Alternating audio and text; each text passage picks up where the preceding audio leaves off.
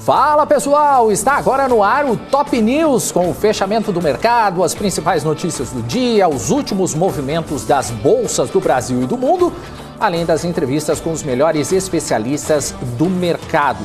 Eu vou começar com a notícia que saiu agora há pouco, que o vice-presidente eleito, Geraldo Alckmin, anunciou 6 novos grupos técnicos. São muitos nomes, mas eu vou já elencar aqui os nomes para vocês.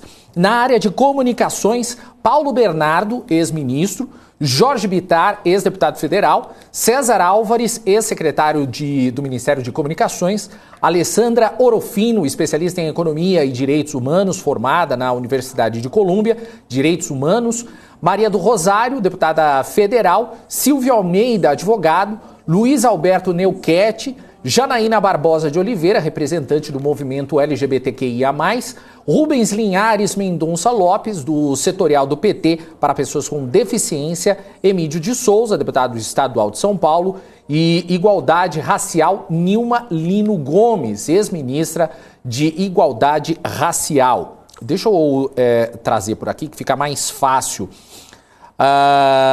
Vamos lá. Na parte de igualdade racial, Nilma Lino Gomes, ex-ministra de Igualdade Social, Gilvânia Maria Silva, quilombola e doutora em Sociologia, Douglas Belchior, Thiago Tobias, do Coalizão Negra, Ieda Leal, Mártios das Chagas, secretário do Planejamento de Juiz de Fora, Preta Ferreira, do Movimento Negro e Movimento de Moradia.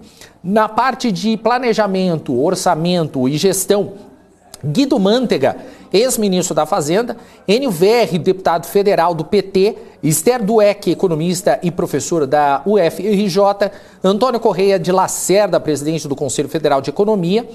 Na parte de indústria, comércio, serviços e pequenas empresas, tem Germano Rigoto, ex-governador do Rio Grande do Sul, Jackson Schneider, executivo da Embraer e ex-presidente da Anfávia, Rafael Lucchesi, diretor-geral do Senai Nacional, Marcelo Ramos, deputado federal, Tatiana Conceição Valente, especialista em economia solidária, Paulo Okamoto, ex-presidente do Sebrae e também do Instituto Lula, Paulo Feldman, professor da USP, e André Ceciliano, presidente da Assembleia Legislativa do Rio. Na parte de mulheres, Aniele Franco, diretora do Instituto Marielle Franco, Roseli Faria, economista, Roberta Eugênio, mestre em Direito, pesquisadora do Instituto Alziras e ex-assessora de Marielle Franco. Maria Helena Guarese, ex-diretora de Itaipu e amiga pessoal de Janja. Eleonora Menicucci, ex-ministra da Secretaria de Política para Mulheres, e Aparecida Gonçalves, ex-secretária nacional da Violência contra a Mulher. Tá aí as informações que foram divulgadas pelo vice-presidente eleito, Geraldo Alckmin, que anunciou, então, os nomes para a equipe de transição que eu trouxe agora para vocês. E aí, o que aconteceu em relação a isso? O mercado já mexeu com o mercado assim que foi divulgado, então a gente mostra agora o nosso profit da Nelógica, porque olha só, logo em seguida do anúncio, o Ibovespa começou a cair mais forte, 4,22%. Nós estamos agora na casa dos 108.788 pontos. Olha só o que aconteceu, então, depois desse anúncio. Aqui para o monitor de mercado, eu deixei aqui por setores, para vocês verem como é que ficou a situação de todas os nossos tickers que nós estamos vendo aqui na tela. Só 2 estão em alta, que é a Vale com alta de 0,87% e a Suzano com alta de 1,20%. A única aí que a gente vê um pouquinho de diferença é a CSN Mineração, que está piscando aqui na tela, porque ela está naquele vai e volta de cair e subir. O resto, tudo cai. Então, se você vê aqui, por exemplo, na parte de petróleo, você tem Petro 4 aí com queda agora de 3,57%, Petri 3 vai caindo 2,36%, Prio vai caindo 2,98%, Vibra vai caindo mais de 8%, 8,31%. Na parte de finanças, você vê aí a B3 recuando 11,94%. BTGP está caindo agora 8%. BR Malls caindo também mais de 8%, assim como Multiplan também. Iguatemi com mais de 7% de queda. Quem mais está caindo forte aqui na parte de consumo cíclico, Magazine Luiza com queda de 12,30%, Lojas Renner com 9,19%, aí também tem a ver do resultado das varejistas, mas você vê aqui também parte de bens industriais, Azul caindo 17,24%, mexeu um pouco com o mercado. Olha só, o dólar está subindo agora 3,91% nesse momento. Nós estamos agora na casa dos R$ 5,40. Olha lá, 3,90, 3,91 de alta do dólar nesse momento. A gente vai atualizando você durante essa edição aqui do Top News. A gente vai atualizando você sobre a situação do mercado e também com relação a essas medidas, a esses nomes anunciados, então, pelo vice-presidente eleito Geraldo Alckmin. Daqui a pouco a gente traz, então, mais informações para vocês aqui no Top News. Bom, vamos então agora às notícias corporativas, porque a BRK Ambiental concluiu uma emissão de debêntures incentivadas no valor de 1,95 bilhão de reais e com prazo de quase 20 anos. A oferta realizada por meio de sua concessionária da região metropolitana de Maceió vai ser utilizada para substituir o empréstimo ponte e honrar os compromissos do contrato conquistado em setembro de 2020. Ao todo, a concessão, que tem prazo de 35 anos, prevê ao menos 2,6 bilhões de reais em investimentos para universalizar os serviços de água e esgoto em 13 municípios. Para vencer a concorrência, o grupo também ofereceu ao governo uma outorga de 2 bilhões de reais. Em junho desse ano, a empresa anunciou o plano de fazer um IPO. A operação não se concretizou devido às condições de mercado. E olha só, a Nestlé do Brasil vai ser a primeira do mundo da companhia, é claro, a investir em café ESG. A venda de cápsulas feitas de papel e um polímero biodegradável podem ser usadas em compostagem doméstica. Se desfazem na terra em 6 meses e levam na tampa uma marca d'água que pode ser lida pela cafeteira, ajustando a máquina ao tipo de café. Esse projeto no Brasil recebeu investimentos de 300 milhões de reais. A venda vai começar devagar, a partir de 1º de dezembro, pelo site da Nestlé. A campanha de marketing estreia dia 20 de novembro em redes sociais. A empresa escolheu o Brasil como primeira do mundo e é uma forma de ficar mais próxima dos clientes. A Nestlé diz que essa nova linha biodegradável é o futuro do sistema de cápsulas. A nova cápsula pode ser usada em compostagem na casa do consumidor, misturada na terra de um vaso, por exemplo, ou pode ir para o lixo orgânico comum da casa. Olha só, a Itaúsa vendeu 15,5 milhões de ações classe A da XP. Isso corresponde a 2,79% do capital da empresa, pelo valor aproximado de 1,5 bilhão de reais. Do total vendido, segundo a companhia, 5,5 milhões de ações foram alienadas de forma privada à própria XP, nas mesmas condições de preço estabelecidas na transação realizada via block trade entre partes independentes. Com isso, a Itaúsa totaliza a venda de 41 milhões de ações da XP no exercício de 2022, e passa a deter 35,4 milhões de ações da corretora, equivalentes a 6,39% do capital da empresa e 2,27% de seu capital votante. A venda de ações, segundo a companhia, decorre da decisão estratégica de reduzir sua participação na XP por não se tratar de ativo estratégico. A B3 anunciou a compra hoje da Neurotech Tecnologia da Informação, empresa especializada em criação de sistemas, inteligência artificial, machine learning e big data. Confira esta e outras notícias corporativas na reportagem. O valor previsto para ser pago na data da aquisição é de 569 milhões de reais. A B3 ainda se comprometeu a pagar mais 523 milhões aproximadamente em earn-outs com base no plano de execução entre 2022 e 2026. A soma completa do valor da compra pode chegar a 1,14 bilhão. O negócio anunciado pela B3 está em linha com sua estratégia de diversificação e expansão do negócio de soluções de dados e analytics, complementando a oferta de soluções de dados nas verticais de crédito, riscos e seguros. BR Distribuidora, Gru Airport e Raízen Combustíveis terão que pagar multas que somam 150 milhões de reais por causa de entraves à entrada da Granpetro no pool de abastecimento do Aeroporto Internacional de Guarulhos. Os valores foram fixados pelo CAD, que apontou prática anticoncorrencial por parte das empresas. A Gru Airport informou em nota que discorda do entendimento do CAD e os próximos passos e providências serão avaliados após o conhecimento do inteiro teor da decisão. E a Embraer anunciou que o jato E190-E2 recebeu certificação pela Administração de Aviação Civil da China. A empresa destaca que esse é um passo importante no país e espera que o governo certifique em breve sua principal aeronave comercial. A empresa acredita que a aeronave vai se tornar opção para atender mercado de baixa densidade em grande altitude no oeste da China.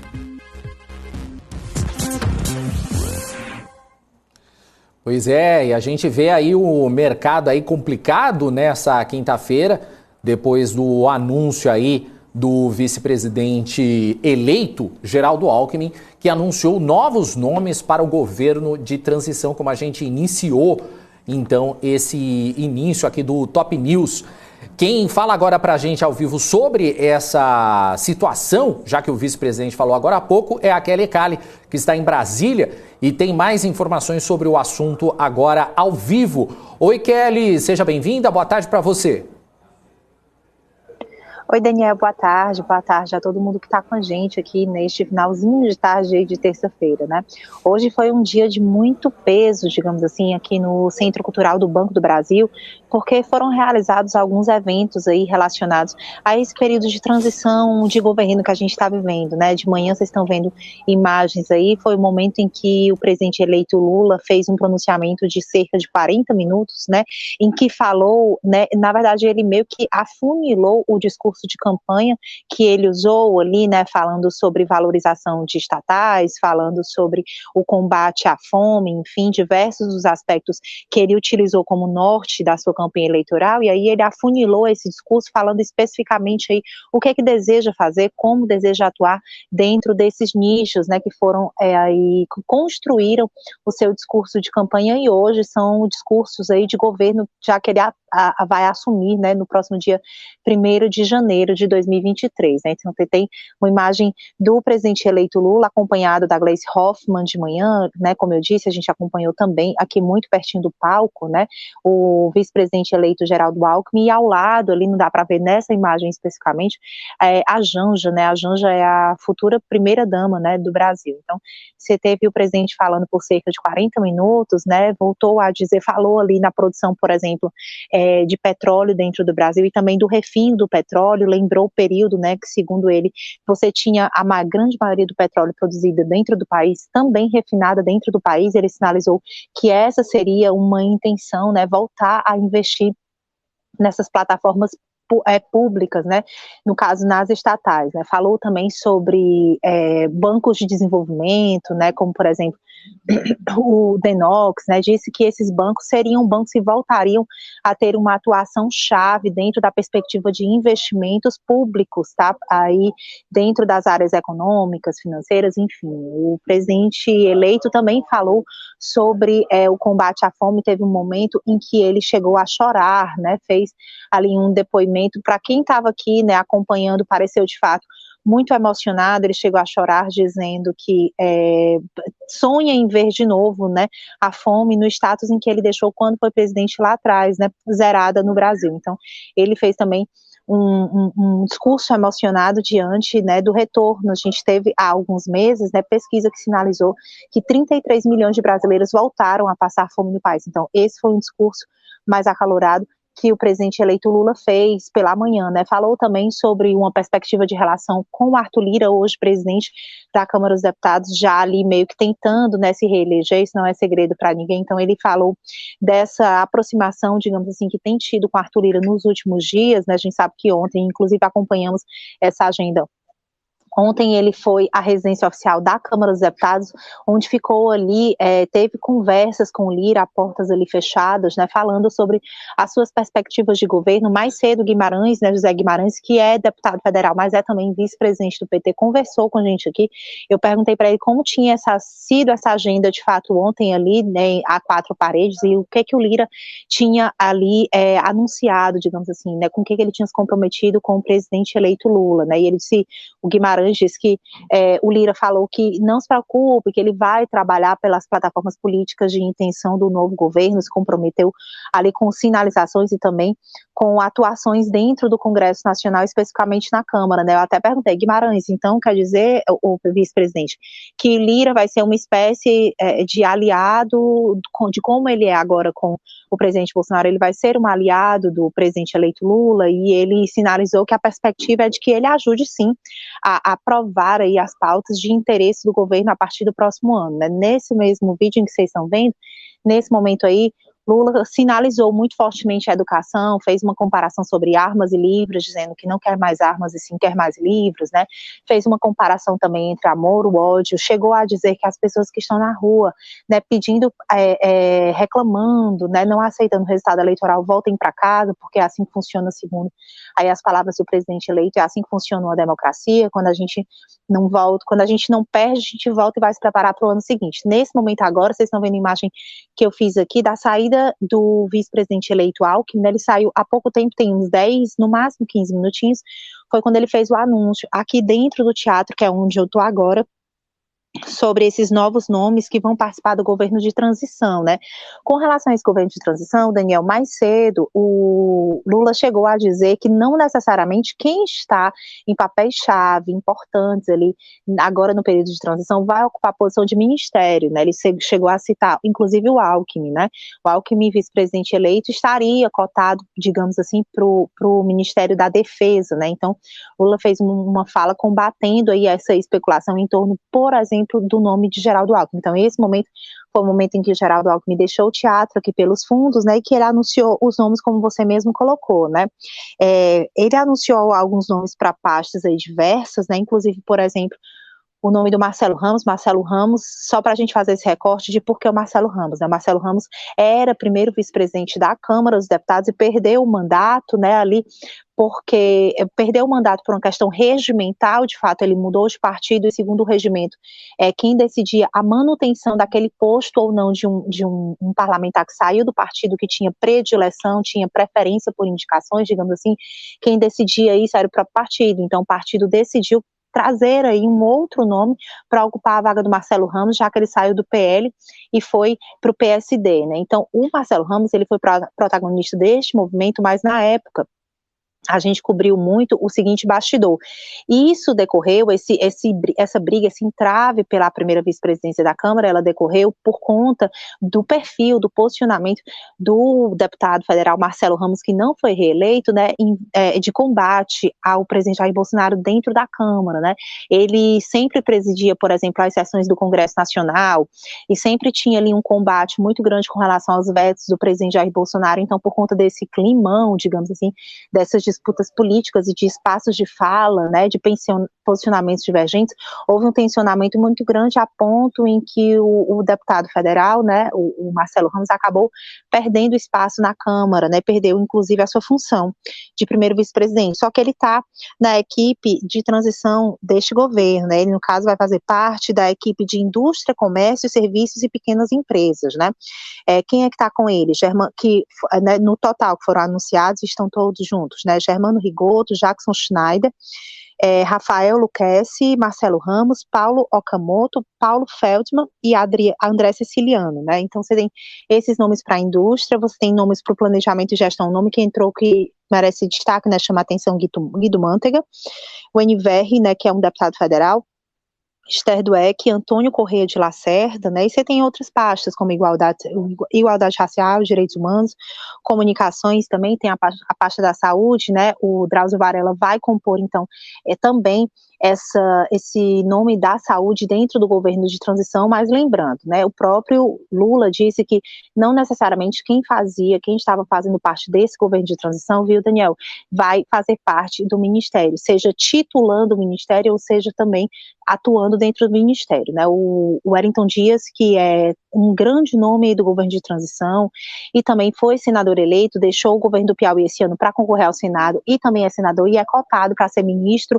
ali da Casa Civil, né, já que tem esse poder forte de articulação, teve um papel muito importante dentro do PT, dentro da perspectiva de atuação com outros partidos no período da pandemia, né, ele conversou com a gente também, no momento em que estava deixando aqui o CCBB, inclusive passou para a gente a informação de que estava prevista uma reunião para agora, né, por volta de 4 horas da tarde com o Pacheco, nos contou também, eu perguntei, ele nos contou que vai ali, quem vai escolher o relator da PEC de transição, neste caso é especificamente o Rodrigo Pacheco, que é presidente do Senado, foi quando ele também deu informação de que estava indo logo mais encontrar junto com Lula e outros nomes do novo governo, né, o Pacheco, né, então o Wellington Dias, ele nos falou também que não tem uma data específica para anunciar os nomes da transição. Eu perguntei se seria, no caso, por exemplo, no comecinho de dezembro, ele não deu certeza, né, ou seja, deixou em aberto, aí não se sabe se semana que vem, que já chegou-se a falar isso também, essa data.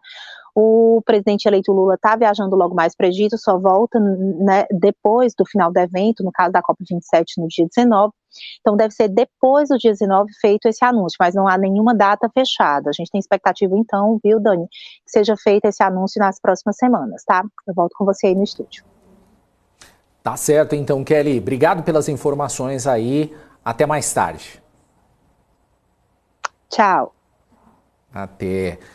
E como bem a Kelly disse aí, depois do Alckmin ter anunciado esses novos nomes e de manhã o Lula ter falado, mexeu com o mercado e mexeu forte. Tanto que agora nós estamos com queda de 3,92% do Ibov e o dólar agora sobe mais de 4% e está agora na casa dos R$ 5,41. Daqui a pouco a gente traz então mais informações sobre isso aqui no Top News. Por enquanto a gente faz um rápido intervalo e na volta a gente continua com o nosso giro de notícias, mas também com uma entrevista com Arlindo Souza, analista de ações da Casa de Análises do TC. Aguenta um pouquinho, a gente já volta.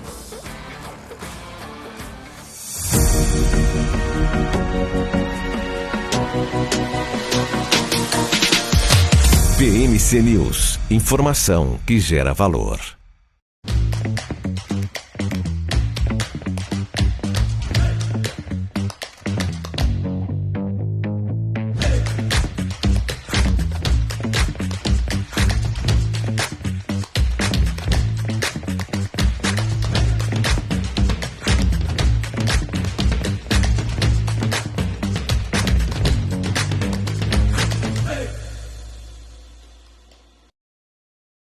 As empresas que fazem parte do seu dia a dia estão em uma das maiores bolsas do mundo, a Nasdaq. E a boa notícia é que você pode investir nessas empresas diretamente pela Avenue, sua corretora nos Estados Unidos. Com os dados das ações dos Estados Unidos fornecidos pela Nasdaq em tempo real, o cliente Avenue pode acessar diretamente as maiores bolsas do mercado americano. Entre neste mercado de tecnologia e inovação. Acesse avenue.com.br/Nasdaq e seja bem-vindo ao mercado global. Estamos de volta aqui com o Top News nesse finzinho de tarde e a gente agora já vai falar com o nosso primeiro entrevistado, que é o Arlindo Souza, analista de ações da Casa de Análises do TC, já está aqui ao vivo com a gente. Oi, Arlindo, tudo bem? Boa tarde para você. Boa tarde aí, boa tarde para você e todos que estão nos acompanhando. Legal. Ô Arlindo, eu queria começar nossa entrevista falando sobre Eletrobras, né? Porque, apesar de não ser mais controlada pela União, a Eletrobras ela não passa ilesa aí aos ruídos e à volatilidade que atingem as empresas estatais em período eleitoral. E mal a oferta de ações que marcou a privatização da companhia foi concluída, rumores sobre uma possível retomada de controle estatal começaram aí a circular no mercado. Com a volta do Lula, existe alguma chance de revitalização? Bom, perfeito. Bom, dizer que a chance é impossível, que ela não existe, é muito complicado, né? A gente vive no Brasil e sabemos como as coisas funcionam aqui. Porém, se a gente vai pensar ali no capital político e o capital monetário para que isso seja realizado, é uma chance bem improvável de acontecer. Primeiro, o capital político tem muitas outras pautas aí do PT e do Lula, inclusive no setor energético, para eles investirem seu capital político. E, em segundo lugar, tem o capital, o dinheiro mesmo, que isso custaria à União, e na situação que a gente está, dinheiro para o governo, cada centavo ali vai fazer diferença, dado todo o contexto. Na modelagem de privatização da companhia, é previsto uma Poison Pill, para quem é a famosa pílula do veneno, que ela diz o seguinte, se você atingir ali acima de 50% das ações da Eletrobras, você tem que fazer uma oferta para aquisição de toda a empresa, pagando um prêmio aí de mais de 100% sobre a maior cotação dos últimos 12 meses, corrigida pela Selic. Então, isso custaria aí algumas centenas de bilhões de reais, que eu acho bem improvável de acontecer no momento. O modelo de desestatização ele foi muito bem desenhado pela equipe econômica, e na minha visão, acho que até na visão na média ali do mercado, a gente acredita que essa chance ela é bem remota hoje. Então vamos fazer uma suposição aqui. Mas e se o Lula quiser reestatizar a Eletrobras? A questão é que esse não é um processo nem um pouco simples, né? Vamos dizer assim. Não, primeiro você tem toda essa questão aí de fazer essa oferta, você teria que ver ali possivelmente aprovação de Câmara, Senado, enfim, um cenário bem remoto na minha visão, e de novo o capital financeiro necessário é bem relevante para que isso venha a se concretizar. Não é uma tarefa fácil não, como alguns colocam. Agora, mesmo assim a União insistir em seguir adiante, né, ainda existe aí um terceiro obstáculo, né, que é justamente a aprovação dos demais acionistas da Eletrobras. E aí, como é que fica? Bom, exato. No caso em que esse cenário aí viesse a se tornar realidade, seria convocada ali a Assembleia de Acionistas, e a gente teria ali a questão da oferta, né, do governo em si, que conforme o Estatuto Social lá, viria com esse prêmio aí bem generoso em relação às ações, tá? Se não me falha a memória aqui, a gente precisaria ali de pelo menos quase R$100 hoje por ação da Eletrobras. Então, é um capital financeiro muito, muito relevante, como eu coloquei antes. Então, o trâmite seria basicamente esse. Legal. Agora, e do ponto de vista de preços, será que vale a pena investir na companhia? Porque as ações da Eletrobras, elas ainda não engrenaram, né, desde o processo da privatização, né? Sim, em termos relativos, a companhia ainda negocia com múltiplos bastante abaixo das médias do setor. Naturalmente, as estatais sempre têm esse prêmio aí de risco, que faz com que elas negociem com um múltiplo abaixo de outras companhias privadas. Porém, o que a gente tem que entender agora é que a influência da União sobre a Eletrobras ela é muito limitada. De novo, o modelo de desestatização ele foi feito e agora você só consegue fazer aprovações lá no Conselho de Administração, por mais que você tenha uma fatia muito grande da empresa, você só representa 10% da votação no Conselho, né? Então, qualquer mudança ali que você tenha que fazer, você tem que chamar o Conselho e, naturalmente, eles não vão aprovar coisas que não sejam em benefício da empresa. Estou colocando isso porque esse desconto dos múltiplos da Eletrobras em relação aos pares ainda remete ali ao medo do mercado, lá em 2012, com a MP da Dilma, que criou o regime de cotas, e outros movimentos aí que foram feitos de interferências políticas na estatal. Então, sempre esse medo aí do mercado se traduz num desconto em relação aos pares privados. Na minha avaliação, vale sim a pena ter ações da Eletrobras numa carteira hoje. Eu avalio, inclusive, que é o melhor nome no setor elétrico brasileiro para você ter em carteira, dado que a empresa agora privatizada vai ter uma estrutura de corporation, a empresa está planejando agora fazer a migração para o novo mercado, com mais alto nível de governança, tem uma série ali de triggers para destravar valor da empresa, redução de custos, reestruturação societária, remodelagem ali dos seus passivos, tudo isso deve adicionar bastante valor à Eletrobras a médio e longo prazo. Então, resumindo, acho que vale muito a pena sim ter a companhia hoje em carteira. Legal, eu sei que você já explicou bem aí, mas eu queria que você falasse aí quais que são então as perspectivas futuras aí da empresa.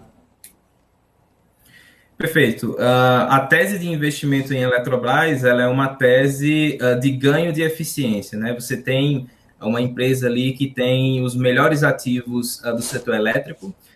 O que é isso? A companhia tem 40% de todas as linhas de transmissão no Brasil. Transmissão, um setor muito seguro, muito perene, tem receitas ali corrigidas pela inflação e tem também quase 20, em torno ali de 20% da capacidade instalada de geração de energia no Brasil também. Então, são ativos muito bons, só que a empresa tem uma estrutura muito ineficiente. Então, ela tem ali, se a gente vê ali, a Eletrobras, quanto é que ela gasta de pessoal em relação à receita líquida? Ela gasta ali em torno de 17%, quando a mediana ali dos pares privados gira em torno de 2%, 3%. Então, ainda tem muito mato alto ali para fazer o corte e a empresa melhorar a sua eficiência. Outros pontos também, a empresa ainda tem um regime, um volume muito alto da sua energia que vai para o regime de cotas de comercialização. O que é esse regime de cotas? Criado lá pela Dilma em 2012, 2013, ele só remunera a operação e manutenção de algumas usinas que estão nesse regime. Então, ela recebe ali uma tarifa em torno de R$60, R$70. No decorrer de 5 anos, esse volume de energia ele vai sair do regime de cotas e entrar, vai estar disponível para a Eletrobras fazer a comercialização e ela vai poder fazer a venda aí a preços de mercado, entrar em contrato ali com alguns clientes do Mercado Livre, grandes consumidores de energia, como grandes indústrias, enfim. Então, esses são alguns dos triggers de valor. Um outro trigger, por exemplo, uma possível reestruturação societária. A Eletrobras ainda tem muita SPE, tem em torno ali de 80 SPEs, esse número já chegou a quase 200 ali em 2016. Ela pode fazer, inclusive agora na teleconferência, eles já deixaram claro que isso deve acontecer, devem fazer a venda aí de ativos que não são tão relevantes assim para eles. Um outro ponto também, a estrutura societária da companhia ainda é muito inchada, você tem ali Chesf, Furnas, Eletronorte, Eletrosul, e meio que uma coisa fica sobreposta, você tem estruturas administrativas ali que poderiam ser unificadas ou pelo menos reduzidas, então isso deve trazer mais redução de custos da companhia a médio prazo, né? A gente já vê aí movimentos para que isso seja concretizado, como planos de demissão voluntária, eles colocaram aqui, o último PDV tem em torno ali de deve abranger em torno de 2.000 funcionários, e já tem uma boa parcela aí de funcionários que atenderam a esse plano. Então, esses são alguns exemplos ali do que a gente acha que deve destravar bastante valor para a Eletrobras no médio prazo. Perfeito. Arlindo, gostaria de agradecer a sua participação aqui no Top News. Muito obrigado aí pelos esclarecimentos, bem legal aí as suas informações. Grande abraço e volte sempre. Obrigado, eu que agradeço. Um abraço aí para todos. Valeu. Arlindo Souza, analista de ações da Casa de Análises do TC. E eu já abri aqui no nosso telão o nosso portal bmcnews.com.br. Se você ainda não acessou o nosso portal, aproveita para acessar, porque sempre tem muita informação bacana para você. Um dos destaques aqui que foi escrito pela nossa redação do nosso portal após uma das piores quedas da história, o que esperar das ações do Bradesco? Pois é, tá aí os números que foram divulgados pelo Bradesco, os papéis derreteram mais de 17%, e aí tem toda uma explicação do que fazer aí com relação às ações do Bradesco. Então tá aí, você pode ler essa reportagem no nosso portal bmcnews.com.br. Acessa aí que você vai gostar das informações. E se você ainda não se inscreveu no nosso canal, já aproveita para se inscrever. Falta pouco aí para a gente bater a nossa meta. Então se inscreva aqui no nosso canal e já deixa aquele like maneiro. Você que tá aí, André Roman, para de falar para eu chorar, aproveita e enxuga as lágrimas e deixa o seu like aí também no nosso vídeo. Vamos para um rápido intervalo, daqui a pouco a gente traz mais informações de mercado e também a gente tem o nosso Crypto News. A gente volta já.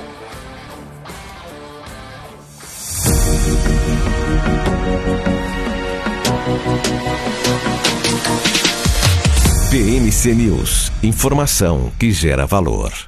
Você está cansado da mesmice? Negociando em plataformas com ferramentas desatualizadas? Falta variedade e funcionalidade? Aproveite nossa grande seleção de ferramentas de trade. Baixas taxas de negociação, suporte em português 24 horas por dia, com mais de 200 criptomoedas disponíveis para trade e a facilidade de depósitos com Pix. Aproveite o futuro agora. Bybit. Abra sua conta hoje mesmo. Bybit.com.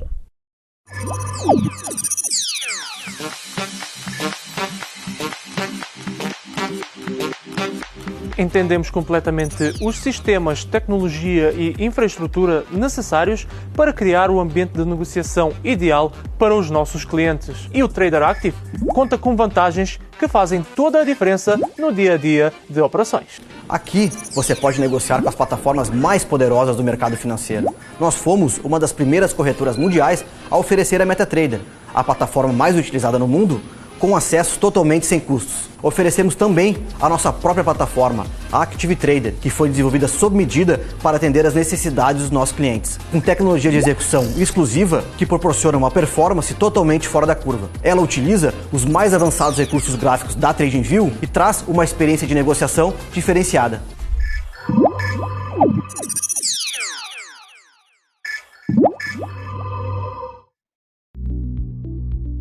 Fala time, tudo bem?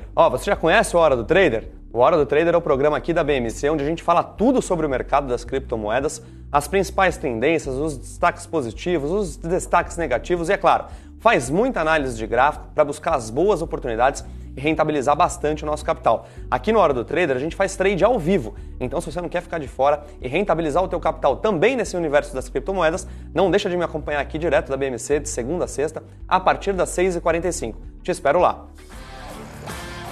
É isso aí, estamos de volta aqui para o nosso Top News desta quinta-feira. Agradecer o pessoal que está mandando suas mensagens aqui no nosso chat do YouTube. Obrigado, olha só, o Bruno Escobar tá por aqui, o Cláudio também, Camila Almeida, Bruno Ribeiro, Steve aqui também tá por aqui, Silvio Martins, André Roman, não senti não, André, tô de boa, continua aí mandando suas mensagens de chora, vai chorando. Tem também aqui o Flash Bull, também por aqui, o JD, Silvio Martins também tá por aqui, o Matheus Almeida também, grande MPK, olha só, faz tempo que eu não te falo, não vejo você aqui, MPK. Ou sou eu que não tô lendo aqui? Rafael Morelli por aqui também, Everton Nunes, Camila Almeida também por aqui, Rodrigo M, olha o Helder aqui também, grande Helder. Quem mais? Tem o PSJR também aqui, o Everton Nunes, T. Rodrigues, quem mais? Natanael, Rodrigo Edson. Nossa, tem bastante gente aqui. Deixa eu ver, Rodrigo M, ó, tá falando que eu tô comprado em Petro. Será? Eita, Lelê. Peter Santana, grande Peter. É isso aí, Peter tá sempre com a gente também. Everton Nunes, Eliel Scott, Gisela Marchiori, tudo bom, Gi? É isso aí, tá sempre aqui. Eliel falando, eu. Tamo junto. Quem mais tá aqui? Fábio Bortolozzi também, LK7. Rogério Torres falando, Morales, cadê a Débora? A Débora tá num evento lá em Santa Catarina, tá ela e tá também o Gabriel Monteiro. Vocês que tá sempre aqui também no Top News, eles vão aparecer aqui na nossa programação amanhã. Cláudio também por aqui, quem mais? O Léo Delara também, Everton Nunes, não vou fazer não. Roberta Boscolo também tá por aqui. Eu sei que é zoeira, André. Fábio Bortolozzi, João Pedro, Fábio Carvalho, valeu, gente. Muito obrigado aí pelas mensagens. Continua mandando mensagem aí, que a gente gosta da brincadeira e a gente gosta da zoeira. Vamos lá, vamos trazer ainda mais informações. Eu trouxe aí no telão para vocês verem aí o Ibovespa, porque o Ibovespa agora tá em 3,80 de queda, hein, ó. 3,80, 109.260 pontos. E o dólar, hein? Tá subindo 4,17%. Tá na casa dos R$ 5,42. Olha só o que umas palavrinhas ditas aí, palavrinhas, né, para alguns, já não muda o mercado, né? Mas enfim, vamos lá, vamos continuar ainda com as informações aqui do nosso Top News, porque a Associação Brasileira de Supermercados, a Abras, divulgou que o consumo nos lares brasileiros acumulou alta de 2,84% de janeiro a setembro desse ano. Em setembro, o consumo nos lares foi influenciado pela queda nos preços dos alimentos e o indicador fechou o mês em alta de 0,39 ante agosto. Na comparação com o mesmo período de 2021, a alta é de 11,19%. Para o ano de 2022, a Abras prevê crescimento acumulado de até 3,3%. A cesta Abras Mercado, que é composta por 35 produtos de largo consumo, que inclui alimentos, bebidas, produtos de limpeza, itens de higiene e beleza, apresenta alta de 6,58% de preço em 12 meses, de outubro em relação a setembro. A variação, então, ela foi negativa de 0,17%. Bom, chegou a hora da gente falar sobre criptomoedas. Está no ar, então, o nosso Crypto News.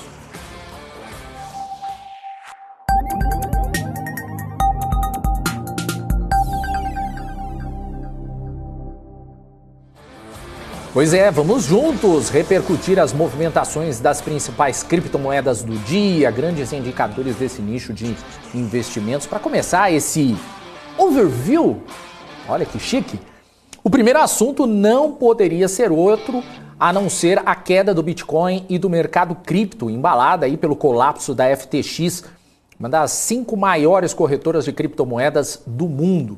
O que foi observado foi o crescente temor dos investidores, refletido ali na venda generalizada dos ativos do mercado cripto.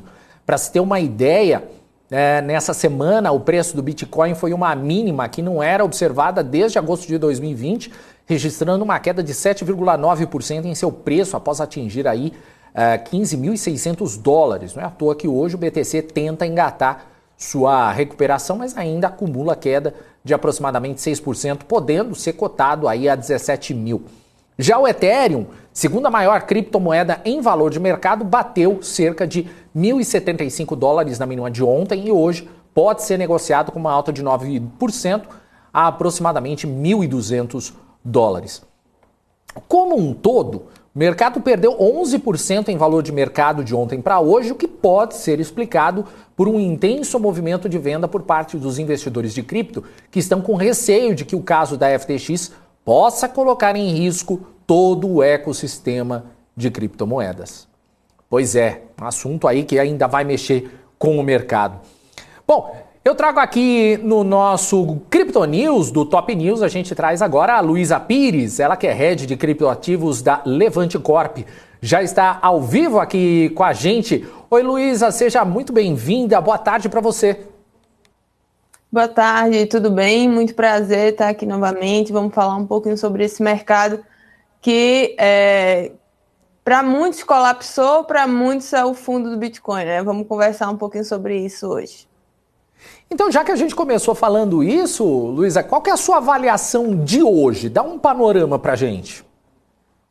Então, né?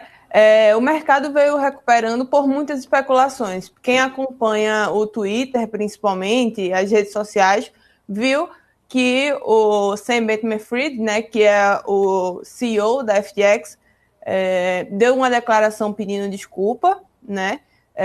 Conversou sobre os fundos, tentou explicar o que aconteceu de forma bem dinâmica, vamos dizer assim. E, basicamente, o que ele falou foi, pediu desculpa e falou, vou tentar honrar com os meus compromissos, né? Temos alguns fundos.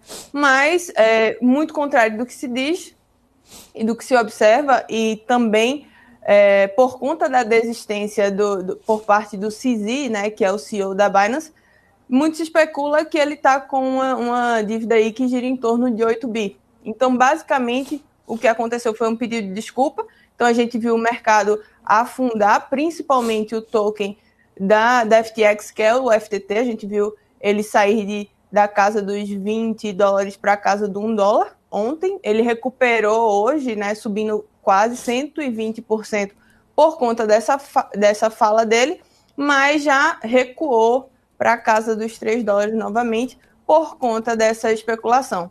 Então, hoje a gente está vendo o mercado desencadear aí uma mistura de medo e otimismo, muito mais otimismo, que veio acompanhado também porque muita gente está esquecendo, mas o CPI americano, ele impactou positivamente nas criptos, a correlação com o mercado de cripto é muito alta, então foi uma junção de coisas aí que fez o Ethereum, por exemplo, estar subindo mais de 20%, e o Bitcoin subindo mais de 10% nas últimas 24 horas. Então foi um misto aí de, será que a gente está no fundo do Bitcoin? Será que não tem mais nada para acontecer de big deal, vamos falar assim, até porque não tem o radar, não está no radar das pessoas, por exemplo, a Binance quebrar, mas também não estava no radar das pessoas a FTX quebrar. Logicamente que são duas empresas completamente diferentes, estruturas completamente diferentes,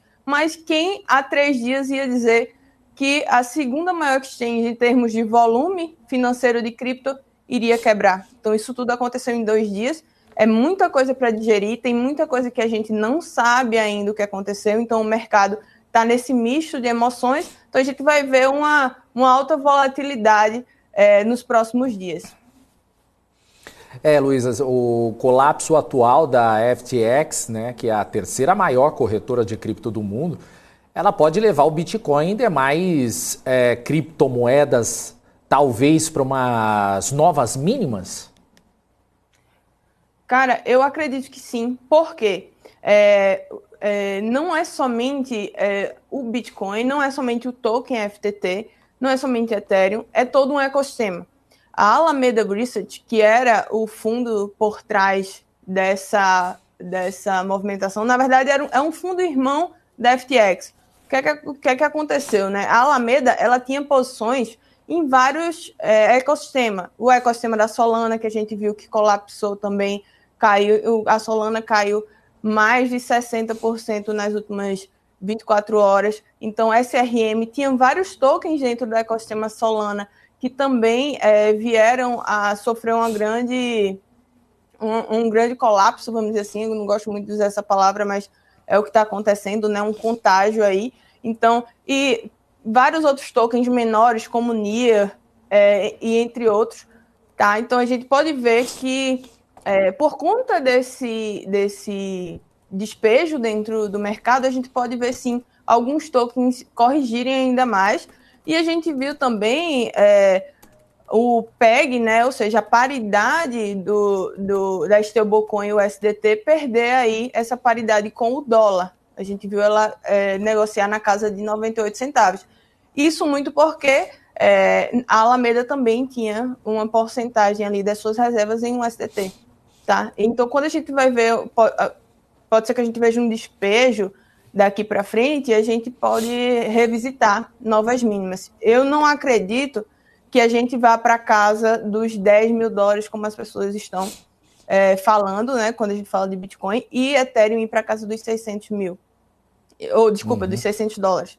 Não, eu não acredito nesse cenário. Eu acredito que um cenário de capitulação, ou seja, de recuperação de forças do Bitcoin e do Ethereum, seja aí um cenário até bem estressante aí, até 14 mil dólares.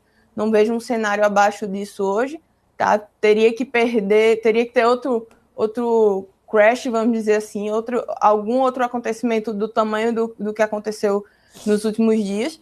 Então, vamos ficar ligados para ver até onde vai esse rombo financeiro aí da FTX, para saber se vai capitular mais, o que é que vai acontecer. Mas no nosso cenário hoje, né, com a perda de valor de mercado, eu acho que fica por aí, tá? Nos 14 mil dólares Bitcoin, 1.000 dólares Ethereum. Eu não gosto de falar muito sobre fundo, mas é um fundo que a gente observa que pode ser uma marcação aí de fundo, vamos dizer assim. Agora, Luísa, como é que fica a confiança dos investidores de cripto em meio a esse conflito entre as gigantes do mercado cripto, FTX, Binance e a queda brusca do BTC? Tem aí uma questão de perder um pouquinho da confiança? Com certeza, principalmente pelo investidor que acabou de entrar no mercado de cripto, né? Muita gente entrou no mercado de cripto no ano passado. Foi quando o Bitcoin bateu o all-time high, estava todo mundo falando sobre criptoativo. Então, teve muita entrada ali do investidor pessoa física, não entendendo, né, porque estava entrou no fluxo ali de muitos investidores falando sobre cripto, muitos fundos de investimento sobre cripto sendo lançados. E aí, nessa euforia, muita gente entrou no ano passado sem entender. Então, da mesma forma que essas pessoas entraram sem entender o que era o mercado de cripto, quando acontece algo que, para quem está dentro do mercado de cripto, não estou falando que é comum, mas já aconteceu em dimensões da época do mercado, lá em 2016 a gente teve isso com a Bitfinex, enfim, várias corretoras morreram, em 2018, várias corretoras morreram ao longo do caminho, né? E aí, na proporção no tamanho que o mercado está hoje, a FTX sofreu esse evento de insolvência. Então, a confiança, sim, é minada, tá? Muito mais do que a questão da credibilidade. Porque o que acontece, qual foi o problema ali mais eminente, o que é que aconteceu, né? Foi colateralizar o token, né, que é o FTT. Então, ele usou a Alameda, né, que é essa research, usou o FTT como garantia. Isso não poderia ter acontecido. Porque aí ele não conseguia honrar com essas dívidas. E por que isso mina a credibilidade? Muito porque agora o Sam Bankman-Fried não consegue honrar com essas dívidas. No Brasil ou em qualquer lugar do mundo, quando uma corretora quebra, a custódia ela só vai sair da corretora que quebrou, né, para outra. E, teoricamente, o que a gente faria agora, nesse momento, era sacar as nossas criptos, se elas estivessem de 1 para 1, vamos dizer assim, ou colocaria em outra exchange, né, mandaria para a Cold Wallet, enfim, deveria ter acontecido isso. O problema foi a alavancagem ali da FTX.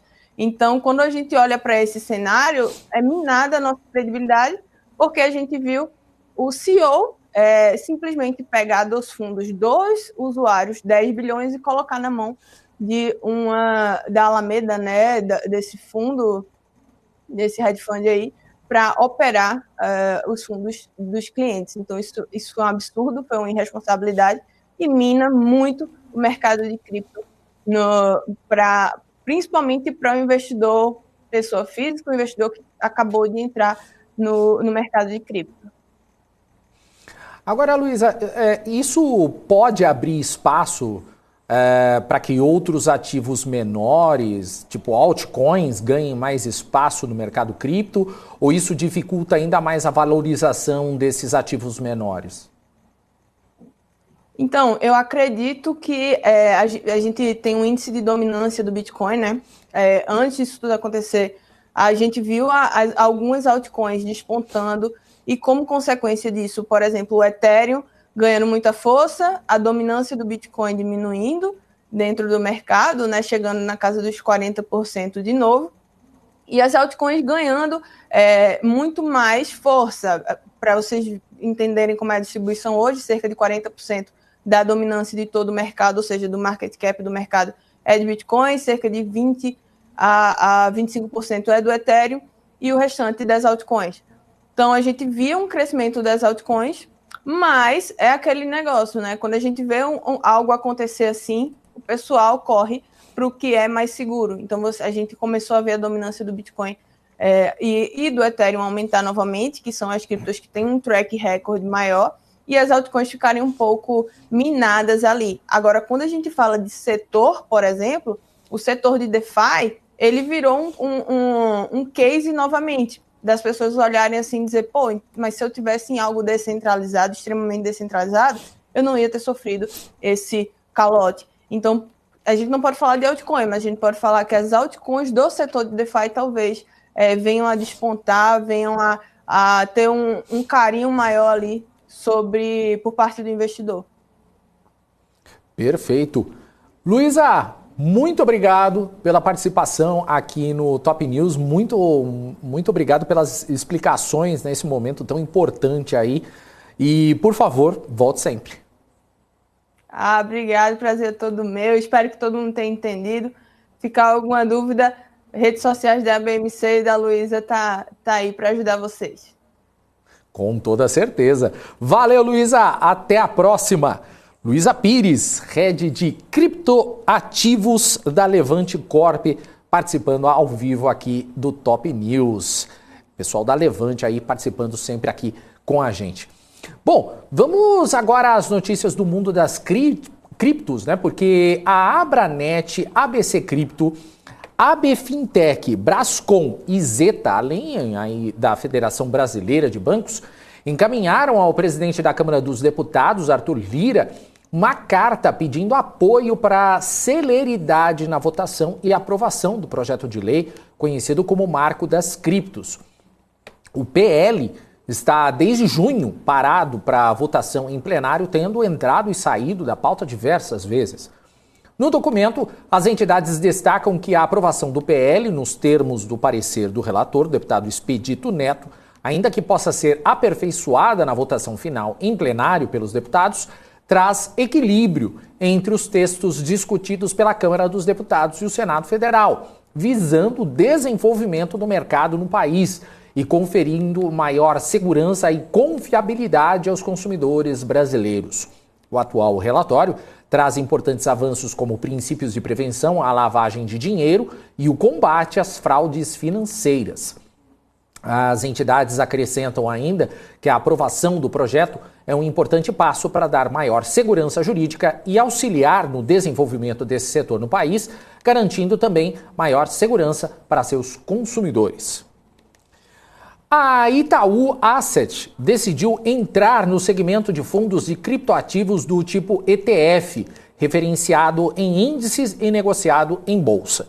O primeiro produto, que estreou nesta quarta-feira, faz parte da família ItNow e é um fundo de Bitcoin que replica a carteira do índice Bloomberg Galaxy Bitcoin. A Galaxy ela é uma das líderes nos Estados Unidos em investimentos em blockchain e criptoativos, com mais de 2,1 bilhões de dólares sob gestão. Além do fundo de Bitcoin, a Itaú Asset pretende lançar em breve um ETF que vai replicar o desempenho do Ether, moeda nativa da rede Ethereum, e segunda maior criptomoeda em circulação. No Brasil, os ETFs se tornaram a porta de entrada no segmento de criptomoedas para investidores pessoa física que preferem se expor aos ativos digitais dentro de um ambiente regulado e também conhecido. E o PicPay ampliou o negócio de criptomoedas com a oferta de mais 2 altcoins, como são conhecidas as moedas digitais de menor capitalização e consideradas alternativas ao Bitcoin. A carteira digital passou a negociar a partir de hoje as moedas nativas das redes Uniswap e Chainlink. Com a novidade, o PicPay trabalha agora com essas duas moedas, além de Bitcoin, Ether, Litecoin, Polygon e USDP, a stablecoin lastreada em dólar da Paxos, né, sua provedora de infraestrutura cripto. O PicPay, que conta com 30 milhões de usuários, estreou no mundo das criptomoedas em agosto com a negociação de ativos digitais a partir de R$1. A ideia da carteira digital, que faz parte do grupo JIF, é conectar o segmento com uma rede de 1,5 milhão de estabelecimentos comerciais.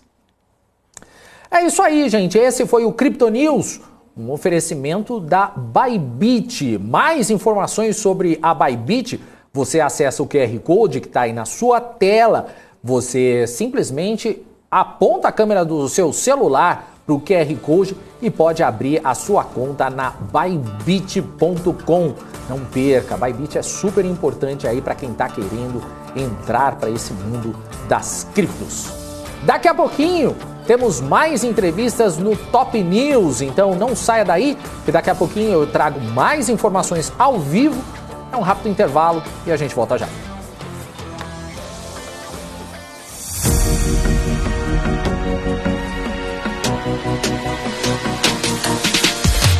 BMC News, informação que gera valor.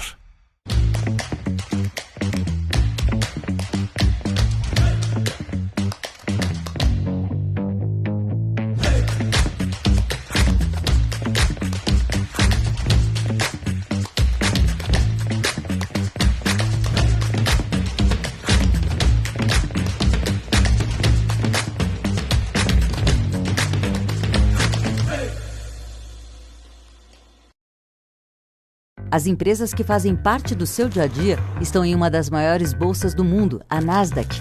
E a boa notícia é que você pode investir nessas empresas diretamente pela Avenue, sua corretora nos Estados Unidos. Com os dados das ações dos Estados Unidos fornecidos pela Nasdaq em tempo real, o cliente Avenue pode acessar diretamente as maiores bolsas do mercado americano. Entre neste mercado de tecnologia e inovação. Acesse avenue.com.br/Nasdaq e seja bem-vindo ao mercado global.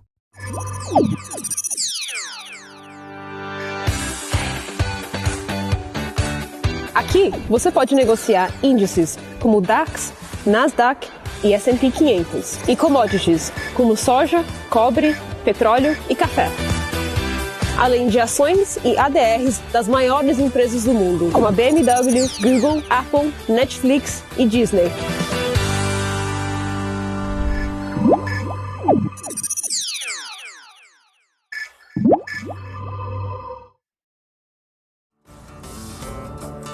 Estamos de volta com mais um bloco aqui do Top News nesta quinta-feira.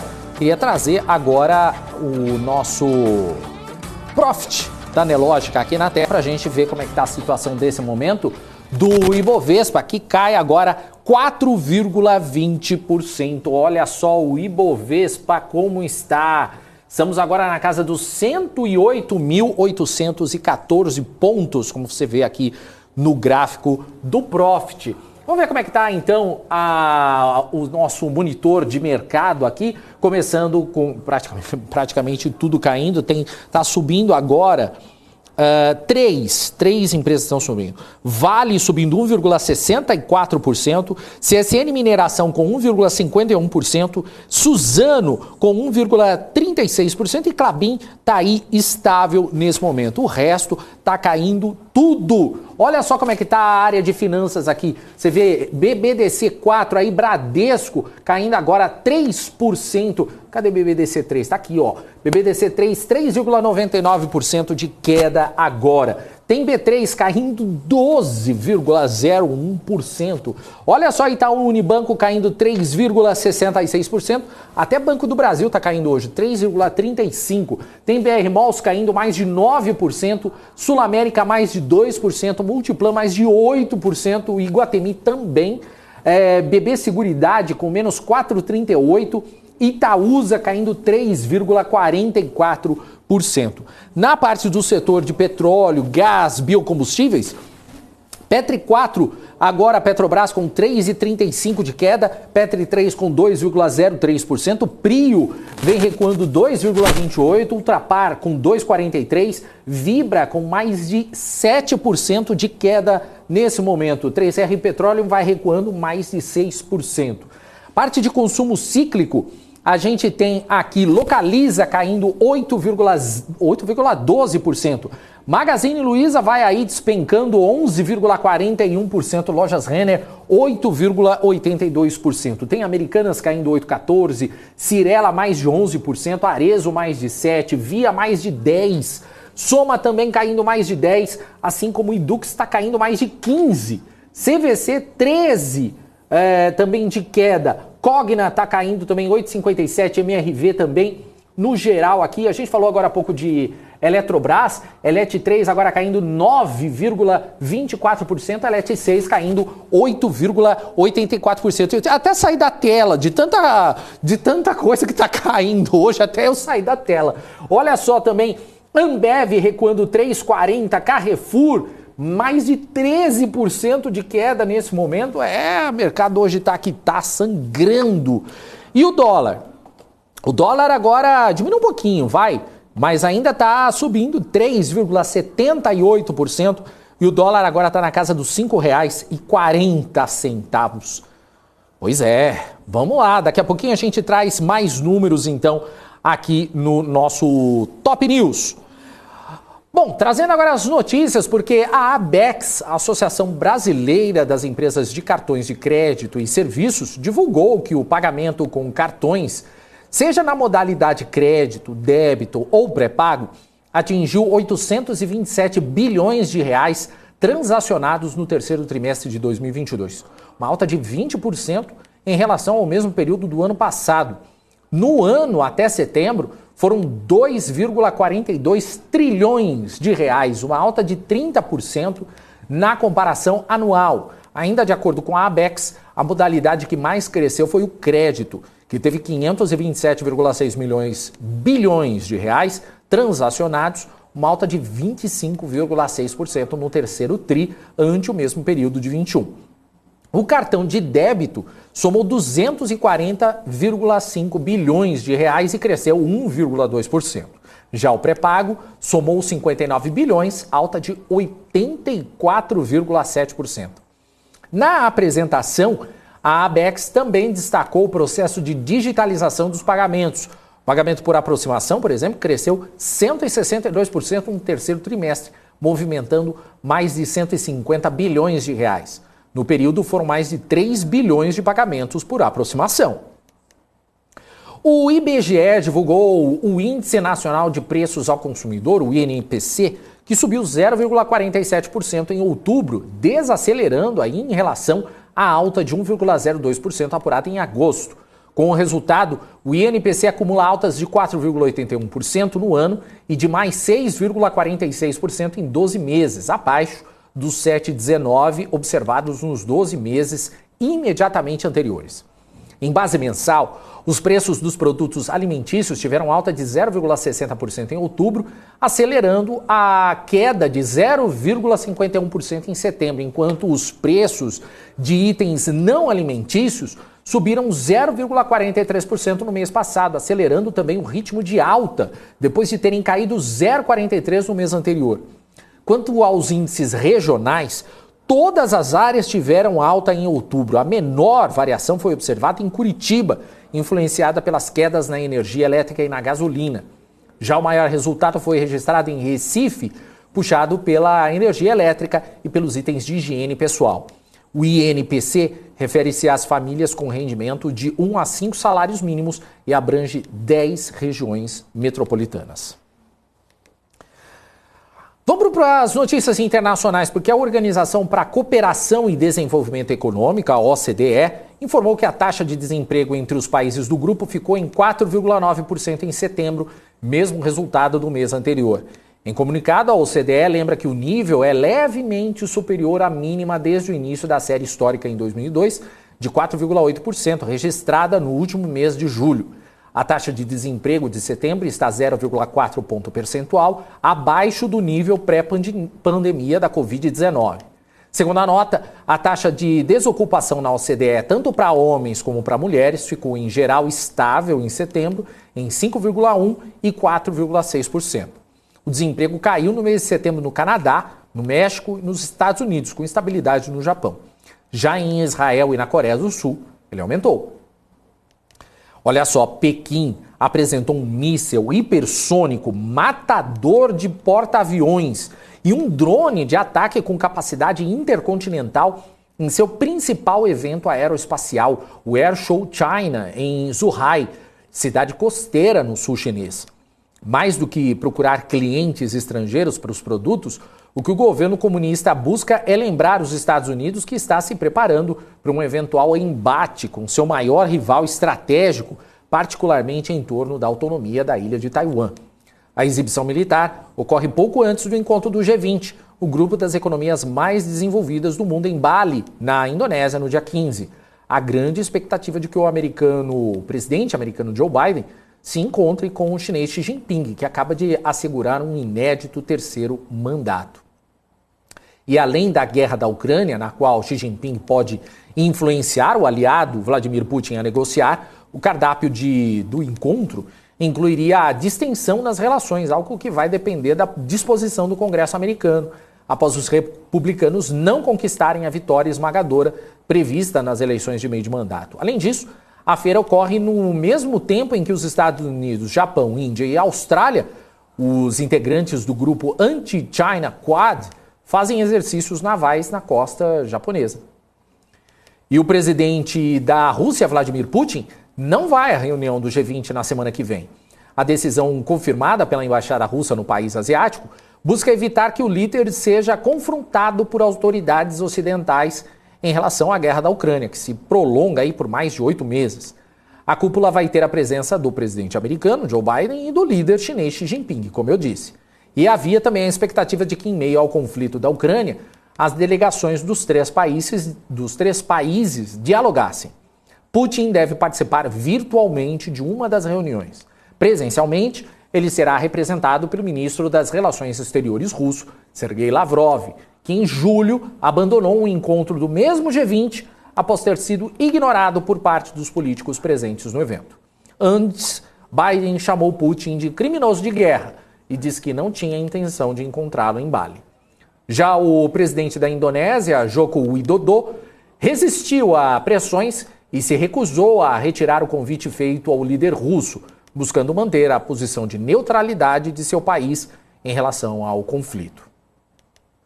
E olha só, uma matéria do jornal New York Times diz que Donald Trump vem sendo apontado como o maior perdedor das eleições legislativas, sendo alvo de ataques e críticas dentro de seu próprio campo político. Muitos já questionam sua candidatura à presidência dos Estados Unidos em 2024, após vários de seus candidatos perderem. O ex-deputado Peter King, ligado a Trump, disse que a sigla não pode se tornar um culto à personalidade.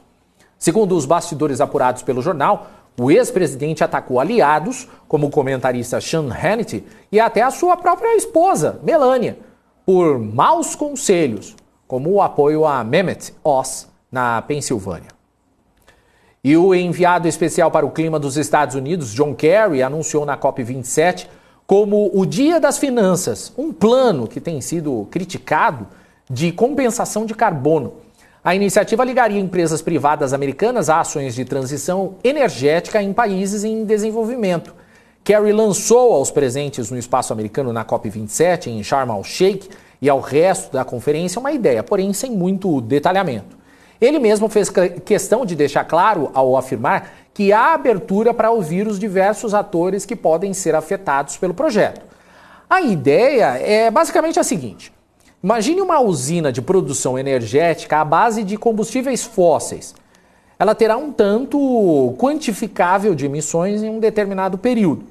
Mas se essa usina deixar de existir e uma fonte de energia sustentável, como a solar, por exemplo, a substituir, tais emissões, então, deixam de ser feitas. Daí está criado o crédito de carbono. Embora a proposta ainda não tenha sido oficializada, ela foi extensamente criticada por especialistas de diversos países e organizações. Vamos voltar aqui para o Brasil, porque eu quero trazer agora alguns resultados de empresas que você confere agora na reportagem. A BRF registrou prejuízo líquido de 136,8 milhões no terceiro trimestre de 2022. O resultado foi 50,6% melhor do que o registrado em igual período de 2021, quando o prejuízo foi de 277 milhões de reais. A empresa destacou que o resultado do último trimestre foi melhor do que os dois últimos, quando a BRF reportou prejuízo de 468 milhões no segundo trimestre de 2022 e 1,58 bilhão no primeiro trimestre do ano. O EBITDA da BRF foi de 1,32 bilhão no terceiro trimestre de 2022, uma queda de 6,3%. A margem EBITDA foi de 9,4%. com queda de 2 pontos percentuais. Já a receita líquida somou 14,1 bilhões, alta de 13,4% em comparação com o mesmo período do ano passado. A Natura teve um prejuízo líquido de 559,8 milhões no terceiro trimestre de 2022, revertendo lucro de 272,9 milhões no mesmo período do ano passado. A Natura da América Latina e a Aesop foram as únicas marcas da companhia que viram seus faturamentos avançar. O da primeira registrou alta de 11% no ano, indo para 5,7 bilhões, e o da segunda de 21,5% para 602,6 milhões. A margem de lucros antes juros, impostos, depreciação e amortização ficou estável na comparação ano a ano, em 8,6%. O EBITDA ajustado da Natura recuou junto da receita, caindo 5,7% para 772,5 milhões. A companhia registrou um prejuízo financeiro de 564 milhões no terceiro trimestre, alta de 92,5% na base anual, e fechou setembro com uma dívida líquida de 5,17 bilhões de reais. Já a Redditor do setor de hospitais registrou um lucro líquido de 396,2 milhões no terceiro trimestre de 2022, alta de 4,8% no ano. A alta se dá acompanhando o avanço da receita líquida, que chegou a 6,06 bilhões entre julho e setembro desse ano, alta de 14,2% na mesma comparação. O custo dos serviços prestados cresceu 12,3%, chegando a 4,55 bilhões. As despesas gerais e administrativas ficaram em 253,8 milhões, subindo 10,9%. O lucro EBITDA da Redditor foi de 1,5 bilhão, alta de 20% no ano. A companhia conseguiu ainda diluir os maiores custos com a alta do seu faturamento. Por fim, a Redditor teve um resultado financeiro negativo em 684,3 milhões, alta de 50,9% na base anual. O crescimento é explicado por conta do aumento do endividamento em meio às aquisições e pela alta da taxa de juros. O grupo fechou setembro com um endividamento líquido de 15,2 bilhões de reais, ante 12,6 bilhões no mesmo período de 2021. É isso aí. Bom, a gente vai fazer mais um intervalo. Daqui a pouquinho eu volto para conversar com o Eduardo Raal, ele que é Head B2B na Inside Research, e vai conversar com a gente aí sobre esse finalzinho de mercado no dia de hoje. A gente volta daqui a pouquinho.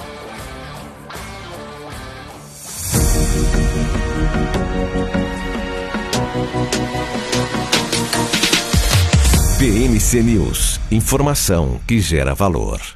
Você está cansado da mesmice? Negociando em plataformas com ferramentas desatualizadas? Falta variedade e funcionalidade?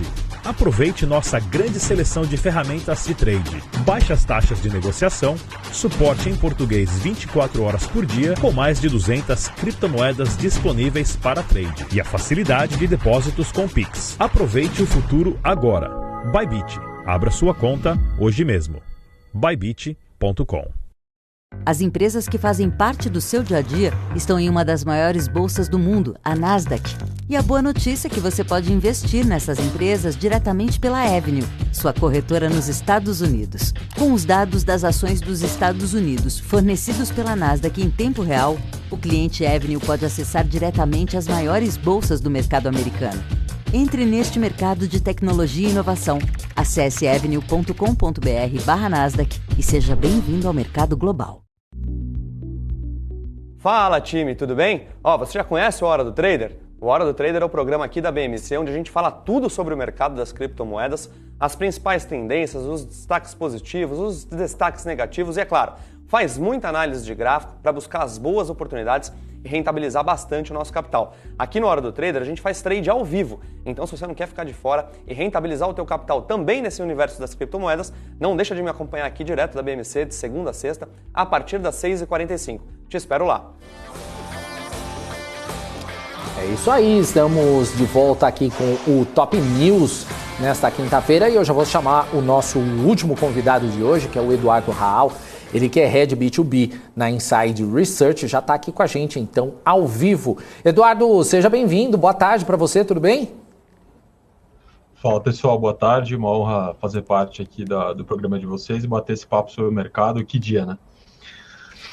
Que dia, que exatamente era isso que eu ia falar para você. Que dia, hein, Eduardo? A gente está aí próximo ao fechamento, mas a gente ficou... Tá tudo no vermelho, né? Eu até vou colocar aqui no nosso telão aqui. Olha só esse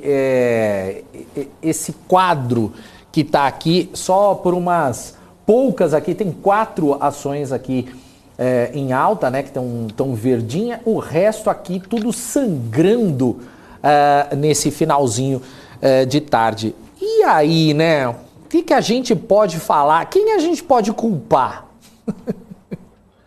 Eu acho aí que é um conjunto de coisas, né? E eu acho que o mais interessante, né, sobre esse sinal que o mercado acabou passando hoje é olhar comparativamente contra outros pares, né? O que aconteceu no mundo afora hoje, né? Então, você pega, por exemplo, o DXY, né, que é a força do dólar aí no mundo. Ele tem uma queda bastante expressiva hoje, né, de praticamente mais de 2% no mundo inteiro, então o dólar perdendo força, né? Então hoje era um dia aqui, na verdade, para a gente nadar de braçada, realmente, né? E aparentemente a gente acabou deixando passar mais uma oportunidade, né? É um dia em que a gente começou bastante estressado, né? Mas o mercado lá fora acabou ajudando no início do pregão, né? Com dados melhores de inflação. Então, acho que tinha tudo para a gente surfar bem, mas o mercado realmente está nesse tom um pouco mais cauteloso, né? Não tá. Acho que o recado hoje foi dado, né? Não vai financiar grandes aventuras, né? Então, eu acho que é uma união de coisas, né? Mas realmente, olhando comparativamente outros pares lá fora, realmente hoje o dia foi bastante negativo para o mercado interno, né? A gente tem percebido, né, Eduardo, que apesar das eleições já terem encerrado, né, o mercado parece ainda estar vivendo nesse clima de eleições, né? Isso porque a transição está sendo mal avaliada pelo mercado. Você também pensa dessa maneira? Olha, infelizmente sim, tá? Eu gostaria de dizer que a gente está animado com a transição, né? Que as coisas têm sido feitas de uma maneira assertiva, mas não é o que a gente tem visto, né? Então, acho que a indefinição, né, a incerteza é a pior coisa quando a gente fala de mercado de capitais, né? O mercado acaba fugindo, não gosta de incerteza, e acho que é o que a gente está vendo acontecer aqui, né? Então, uma indefinição da equipe econômica. Então, os nomes que já foram apresentados para a equipe de transição também desagradam muito o mercado, né? Poxa, a gente teve hoje a confirmação do Guido Mantega na equipe de transição. Eu, sinceramente, não vejo como ele pode contribuir para a economia brasileira. Então, assim, eu acho que o mercado tem essa mesma opinião. Então, a gente fica mais cauteloso, realmente, tá? É até legal contextualizar, né? A gente vinha ali desde o início do ano com uma bolsa super pujante ali, né? A gente chegou a bater ali os 122 mil pontos. E aí foi chegando o período de eleição, acho que a volatilidade foi realmente aumentando. Estrategicamente falando, tá? Até aproveitando, a gente surfou bem algumas estatais, né? Acho que foi um ano super legal para as estatais aqui. Acho que tem muita aquela discussão de estatal em ano de eleição e tal. E acho que passado a eleição fica claro, né? Acho que o grande risco que a gente tinha era de um discurso mais expansionista, sem se preocupar muito com o fiscal, e acho que esse é o que está na mesa hoje, né? Então, eu imagino, tá? Que o mercado fique realmente um pouco mais estressado nesse tom, esperando realmente definições mais assertivas aí da equipe econômica. Tá? Enquanto isso, acho que a gente não tem muito para onde ir, né? Aguardar. Acho que tem dias que é melhor não fazer nada, né, dentro do pregão. Acho que hoje foi um dia deles. Pois é. Agora, Eduardo, você acha que o fluxo estrangeiro pode aumentar aí agora, depois da eleição? Como é que você está vendo isso? Olha, sinceramente, a gente estava mais otimista mais para o começo do ano, tá? Então, houve ali um fluxo relevante, né? Acho que o pessoal vai se lembrar ali, principalmente nos primeiros meses. E acho que com uma agenda mais liberal, mais pró-mercado, né? E acho que passado a eleição, né, é claro, a gente tem que, tudo tem um preço, né? A gente olha múltiplo, né? A Bolsa Brasileira realmente tá barata, né, frente a outros pares lá fora, mas a gente está olhando aqui só um múltiplo, né? Se você olhar, por exemplo, o PL, né? O PL da Bolsa está mais barato do que outros pares lá fora, tá, mas a gente está olhando o múltiplo atual que a gente olha, ele reflete o passado, né? Ele não reflete o que a gente está olhando para frente.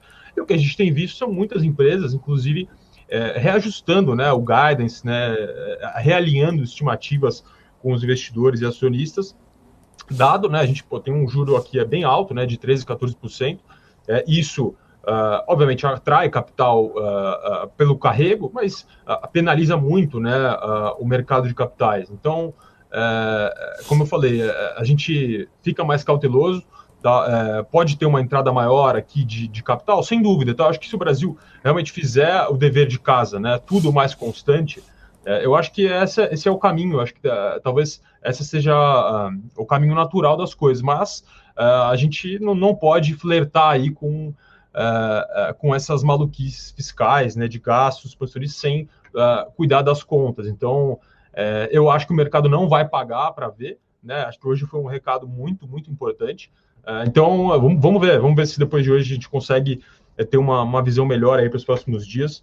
E aí, quem sabe, com uma definição melhor, atraindo cada vez mais capital para o país, né? Investindo em emprego, geração de emprego e tal. Então, acho que é mais nesse sentido, né? Com certeza. Agora, Eduardo, quais as perspectivas agora para o mercado a partir de agora? Como é que a gente vai aí aguardar, esperar, o que vai acontecer daqui para frente? Assim, como eu falei, eu acho muito difícil a gente prever quais serão os próximos passos, né? Acho que o Lula já deu uma declaração importante, falou que só vai definir a maioria da equipe do futuro governo depois que ele voltar de viagem. Assim, eu não sei até que ponto o mercado vai aguardar e vai ter essa paciência e pagar para ver, né?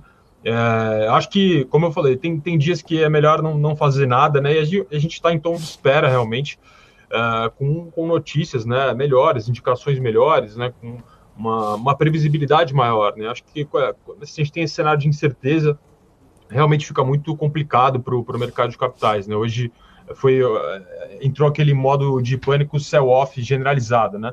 Acho que foi um pouco do que a gente viu hoje. Acho que ontem isso já começou, né? A gente viu o Bradesco caindo 18%. Dificilmente a gente vê isso acontecer, né, num papel que tem essa força no índice.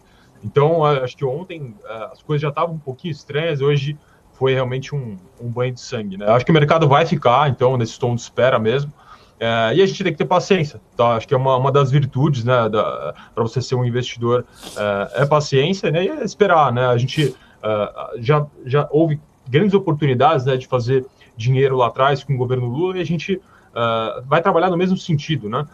O resultado não é o que você quer, né? O resultado é o que tem aí, a gente tem que se adequar a ele e buscar ganhar dinheiro em qualquer cenário, né? Acho que essa é a pegada. E o que você está esperando para amanhã? Qual é a sua expectativa agora para o mercado amanhã? Olha, falando de curto prazo, eu enxergo ali uma possibilidade de um repique para a maioria dos papéis. Muitos papéis estão sobrevendidos, né? Acabaram sendo bastante penalizados nos últimos dias.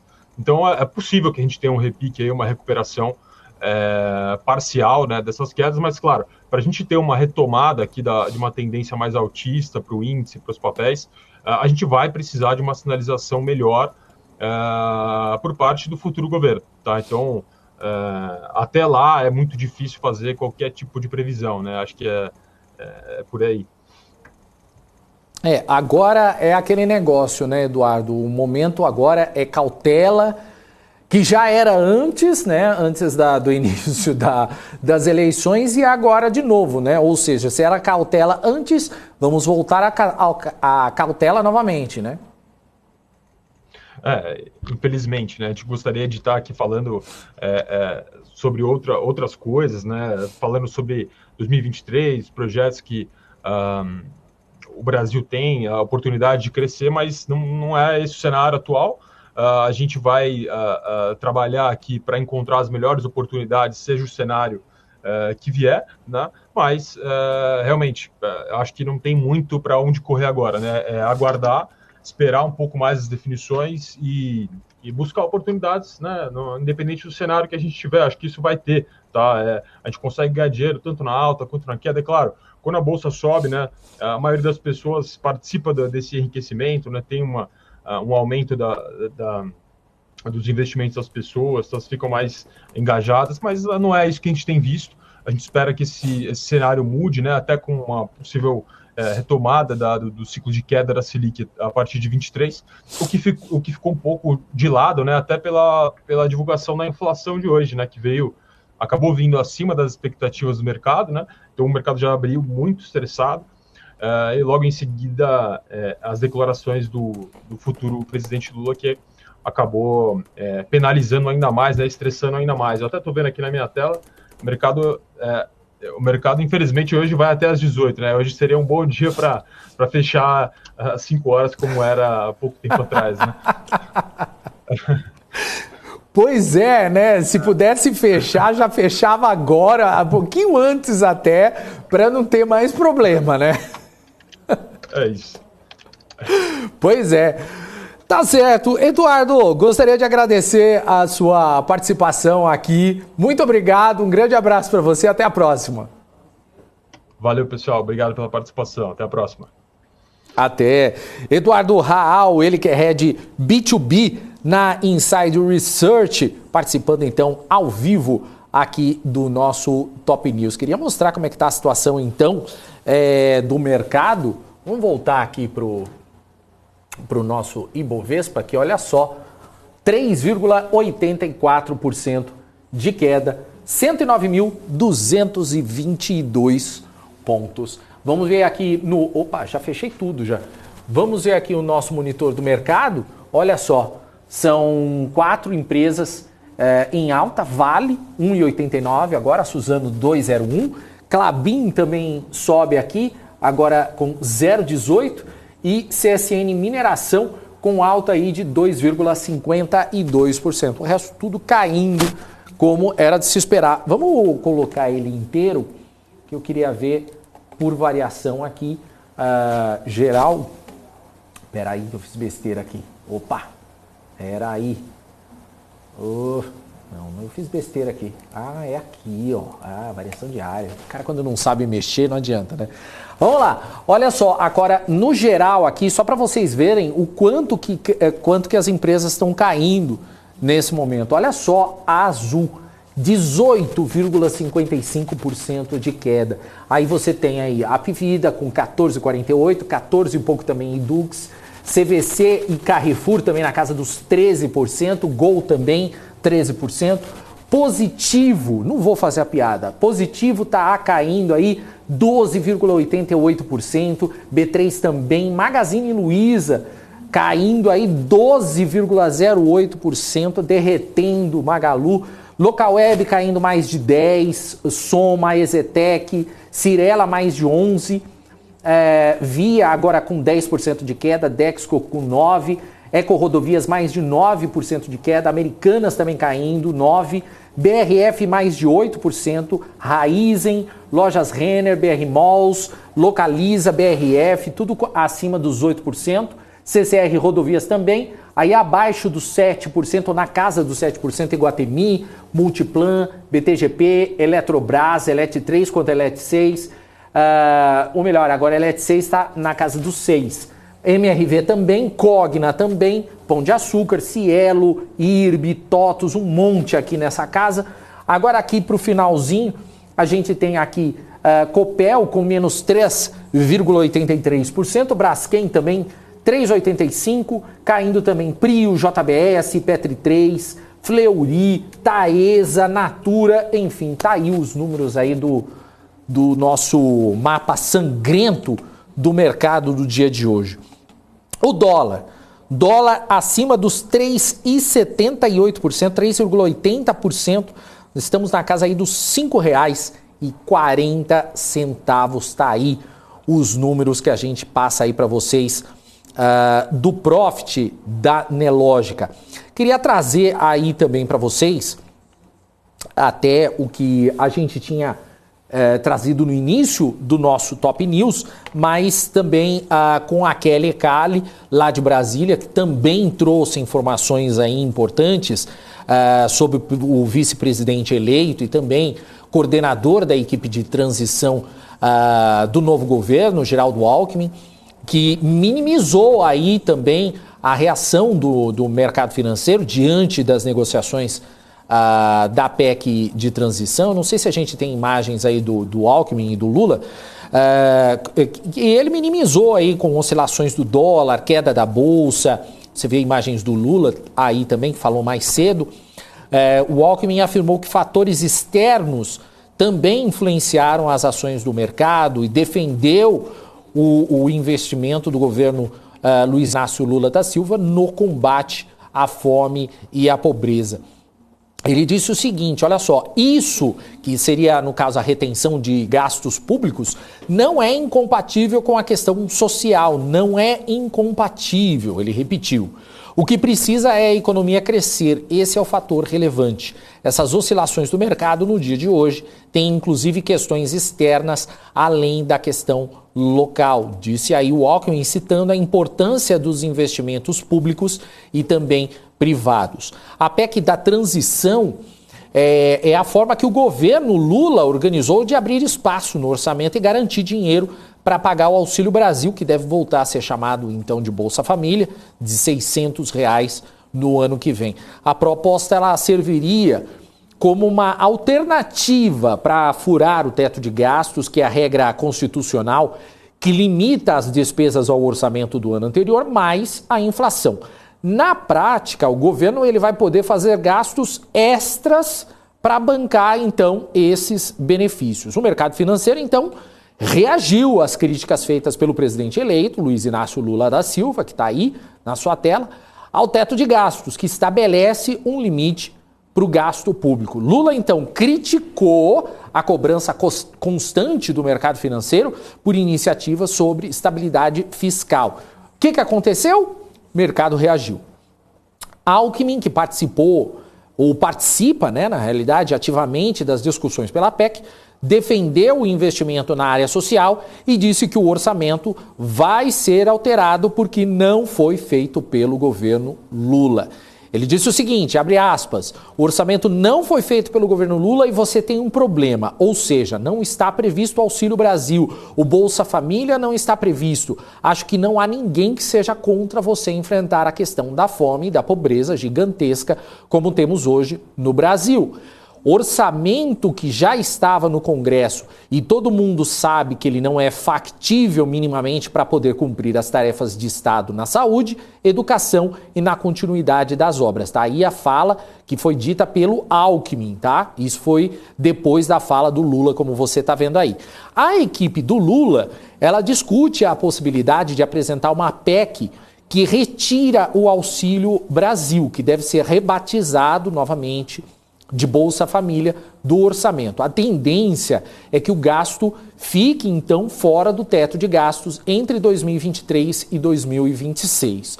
O valor da medida, ele ainda não está definido, mas ele deve ficar aí, no caso, em torno de 175 bilhões de reais na proposta do orçamento 2023, apresentada, então, pelo governo Bolsonaro, a 105 bilhões de reais reservados para o Auxílio Brasil em 2023, que seria o suficiente para pagar R$ 405 aos beneficiários, então, do programa. Mas durante a campanha, Lula e Bolsonaro prometeram manter o valor de R$600 que estão sendo pagos até o fim de 2022. Faltam 52 bilhões de reais para fechar a conta. O petista também prometeu pagar R$150 a mais por criança de até 6 anos beneficiária do programa, o que daria também aí um custo a mais de 18 bilhões de reais. Tá aí então as informações que foram ditas, né, pelo presidente eleito. Só que o que acontece? O dólar comercial fechou com uma forte alta de 4,14%, como a gente acabou falando, cotado a R$ 5,397 na sessão dessa quinta-feira, após então o discurso do presidente eleito Luiz Inácio Lula da Silva e a divulgação da inflação do Brasil, espera pelos dados também dos Estados Unidos, que contribuiu também. Só lembrando, o pregão iniciou o dia com alta de 2,96% e a moeda chegou a subir 3,20% por volta de meio-dia e 20, cotada a R$ 5,348 no preço de venda. O movimento, então, ele é influenciado pela divulgação do IPCA de outubro, que veio positivo após 3 meses consecutivos de deflação, e os investidores também agem com cautela, já que os Estados Unidos divulgaram também os dados da inflação de hoje.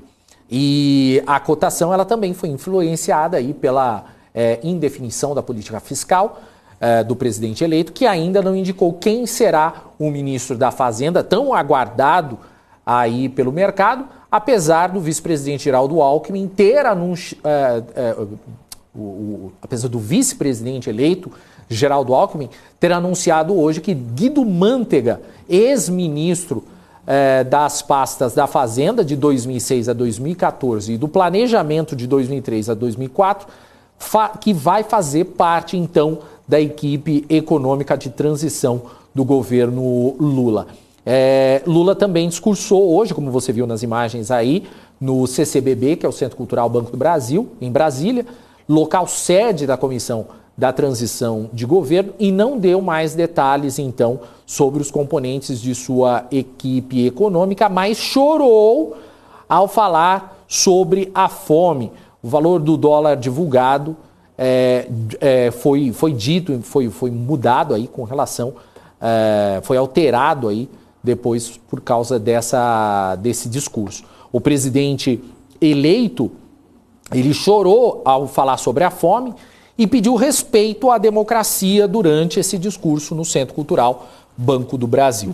O Lula disse o seguinte, abre aspas, a democracia voltou com os braços abertos para dar a cada um de nós a sensação, o prazer e a felicidade de que seremos capazes de recuperar a civilidade nesse país. O petista também pediu ainda que os apoiadores de Bolsonaro, que estão em frente de quartéis, voltem para casa. Ele disse o seguinte, eles não sabem nem o que pedem, mas estão pedindo. Se eu pudesse dizer algo para essas pessoas, eu diria, voltem para casa. Democracia é isso, um ganha e outro perde. Eu não peço para ninguém gostar de mim. Eu só peço para as pessoas respeitarem o resultado eleitoral, porque nós vencemos as eleições e vamos recuperar esse país. Logo em seguida, Lula acabou chorando, para falar aí sobre o combate à fome. E ele disse, olha, se quando eu terminar esse mandato, cada brasileiro estiver tomando café, almoçando e jantando outra vez, eu terei cumprido a missão da minha vida, afirmou então ele antes de pausar aí para enxugar as lágrimas. Ele foi amplamente aplaudido pelo público presente. E ele disse o seguinte, qual é a regra de ouro desse país? É garantir que nenhuma criança vá dormir sem um copo de leite e também acorde sem ter um pão com manteiga para comer todo dia. Essa é a nossa regra de ouro. Ele também, ainda nesse discurso que vocês estão vendo nas imagens aí, que a Kelly Cali trouxe para a gente, Ele também disse que a ida a Brasília é para pacificar a relação com as instituições, como o Congresso e o Supremo Tribunal Federal. Ele disse, olha o seguinte, vim aqui para visitar as instituições brasileiras e dizer o seguinte, a partir de agora vocês vão ter paz porque não vão ter um presidente desaforado querendo intervir na Suprema Corte, na Justiça Eleitoral. Declarou aí, fortes as palavras aí do Lula. Ele disse o seguinte ainda, agora que chegou ao fim, ele não reconheceu a derrota. Seria tão fácil fazer como o Alckmin quando disputou comigo, como eu fiz 2 vezes com o Fernando Henrique Cardoso. O presidente Bolsonaro tem uma dívida com o povo brasileiro. Peça desculpas pela quantidade de mentiras que foram contadas nessa eleição e por duvidar da urna eletrônica. Ele disse ainda que a transição não vai decidir nada, não fará uma ressonância magnética da conjuntura. Ele disse que a partir dessa situação vai discutir e tomar algumas decisões para começar o processo de mudança desse país. Outra coisa que ele aproveitou no evento foi para comentar sobre o relatório da defesa em relação à segurança das urnas, e ele classificou o evento como humilhante e deplorável. Ontem aconteceu uma coisa humilhante, segundo Lula. Deplorável para as nossas Forças Armadas, o presidente da República não tinha o direito de envolver as Forças Armadas e fazer uma comissão para investigar as urnas eletrônicas, disse aí o Lula. E ele ainda continuou, tem muita coisa que ele falou, mas ainda nos destaques que a gente está trazendo aqui no Top News, ele disse que, olha, vice não é ministro, porque ele comentou sobre o papel de Alckmin na transição e disse que ele que ele disse que ele coordena por não concorrer a cargo de ministro. Ele disse o seguinte, olha, ele não disputa a vaga de ministro porque ele é vice-presidente da República. Qualquer outro que eu colocar, esse cara é coordenador e vai ser ministro, disse. A equipe de transição ainda está anunciando outros nomes. Lula se reuniu, então, com líderes de 14 partidos no Centro Cultural Banco do Brasil, sede da transição do governo. Tá aí as informações que a gente traz, então, para vocês, essas informações completas de tudo que a gente acompanhou durante o dia e que mexeu fortemente com a Bolsa de Valores aqui no Brasil. Por isso que a gente traz essas informações completas. A gente viu que isso aconteceu de manhã, aí no discurso do Lula, e logo em seguida, à tarde,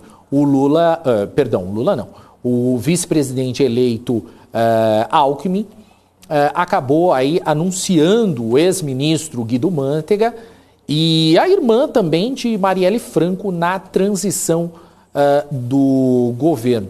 E, é claro, o mercado ele acabou reagindo com relação a tudo o que foi discutido, e o vice-presidente eleito, Geraldo Alckmin, contestou a reação do mercado. Ele disse que se alguém teve responsabilidade fiscal foi o governo Lula. Está aí até mandando uma indireta para o governo Bolsonaro. E no final, Lula fez mais uma provocação. Ele falou, engraçado que o mercado não ficou nervoso com Bolsonaro por 4 anos.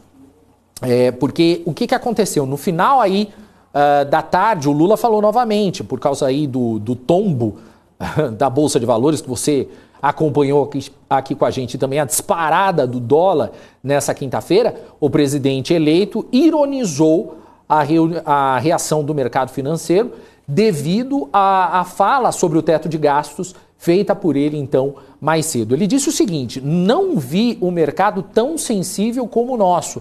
É engraçado que o mercado não ficou nervoso durante 4 anos de disse Lula aí após sair da reunião de transição dos governos em Brasília. O mercado reagiu forte, então, com relação a essas falas, então, do presidente eleito. A gente já vai se aproximando do final aqui do nosso Top News, mas antes da gente encerrar, queria trazer então as últimas informações sobre como ficou então o mercado financeiro nesta quinta-feira. Só vou dar uma olhadinha aqui no Ibovespa, que a gente já mostrou, mas deixar aqui claro aí a queda de 3,61%, uma queda forte aí do Ibovespa, que ficou na casa então dos 109.475 pontos. Já o dólar subiu 3,86%, mas chegou aí a subir mais de 4% durante a tarde de hoje. E o dólar está aí na casa dos R$ 5,40. Para a gente finalizar aqui ainda, queria trazer o nosso monitor do mercado, só para a gente ver como é que ficaram então as ações. Não vou mostrar a maioria, mas só para a gente ver como é que ficou. A Azul teve uma queda fortíssima aí, menos 17,96% nesse finalzinho de mercado. E outras ações também acompanharam quase que perto. Aí se você pegar aí a Apvida, ficou com 14%, e Dux, CVC, B3, Carrefour, todas elas ficaram aí na casa dos 13%. Positivo fechou aí na casa dos 12,33%. Aí teve um monte que fechou na casa dos 11%. Gol, Magazine Luiza, Ezetec, Cirela.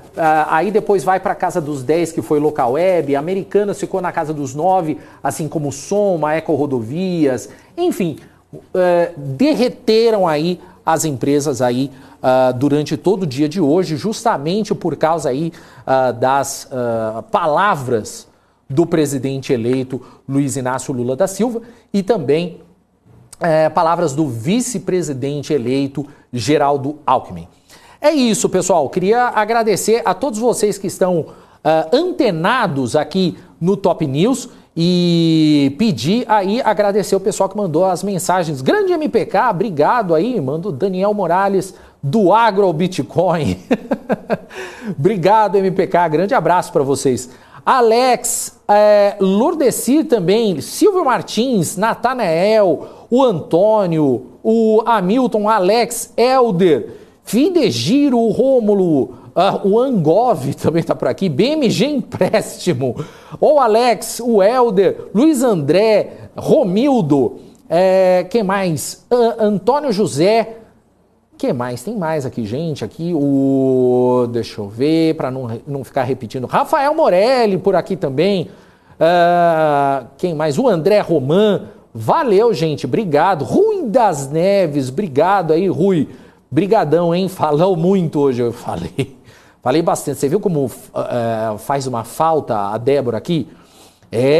Silvio Martins, quem mais? Alex, Alexandre de Moraes, olha só o ministro Alexandre de Moraes por aqui, Bruno também por aqui, bilionário da União Soviética, Pandex, valeu, Silvio Martins, valeu, brigadão, gente, um grande abraço para todos, Daniel Bruno Seron, ditadorzinho do BBC Marketing, valeu, gente, grande abraço para vocês, obrigado pela participação, pela companhia aqui no Top News, que vai ficando por aqui. Você assiste agora ao Papo de Dinheiro.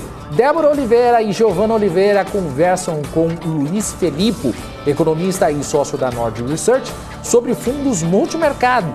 A gente volta a se encontrar amanhã. Tchau!